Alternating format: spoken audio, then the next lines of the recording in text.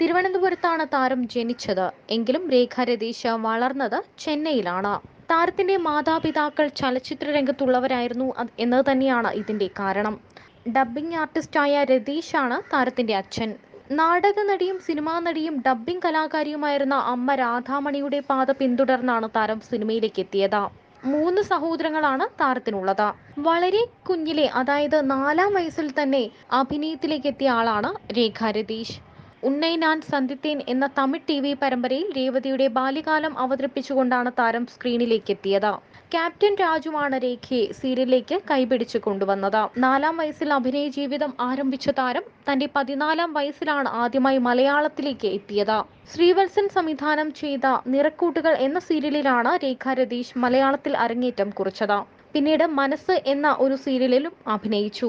കാവ്യാഞ്ജലി, ദേവി എന്നീ സീരിയലുകളിൽ അഭിനയിച്ച താരം ഒരു ഇടവേള എടുക്കുകയായിരുന്നു. പിന്നീട് മഴവിൽ മനോരമയിൽ സംപ്രേക്ഷണം ചെയ്ത 1000-ലൊരുവൾ എന്ന പരമ്പരയിലൂടെ മടത്തിലമ്മ എന്ന വേഷം ചെയ്ത് തിരിച്ച് ജനശ്രദ്ധ പിടിച്ചുപറ്റി.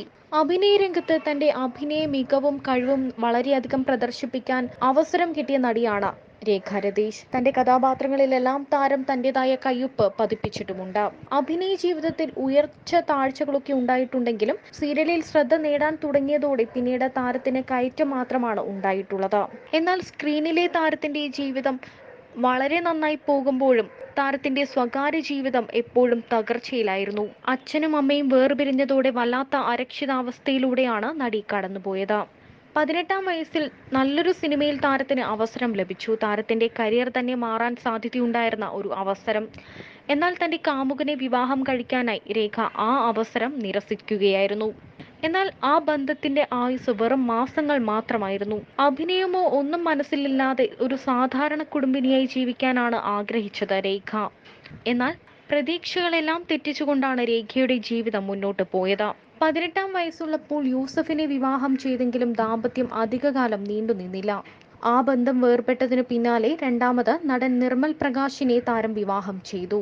എന്നാൽ വിധിയുടെ വിളയാട്ടമെന്നല്ലാതെ എന്തു പറയാൻ, അദ്ദേഹത്തെ മരണം കവർന്നെടുക്കുകയായിരുന്നു. മൂന്നാമത് കമൽ റോയ് എന്ന യുവാവിനെ താരം വിവാഹം ചെയ്തുവെങ്കിലും ആ ദാമ്പത്യത്തിന്റെ ആയുസ്സും വളരെ കുറവായിരുന്നു.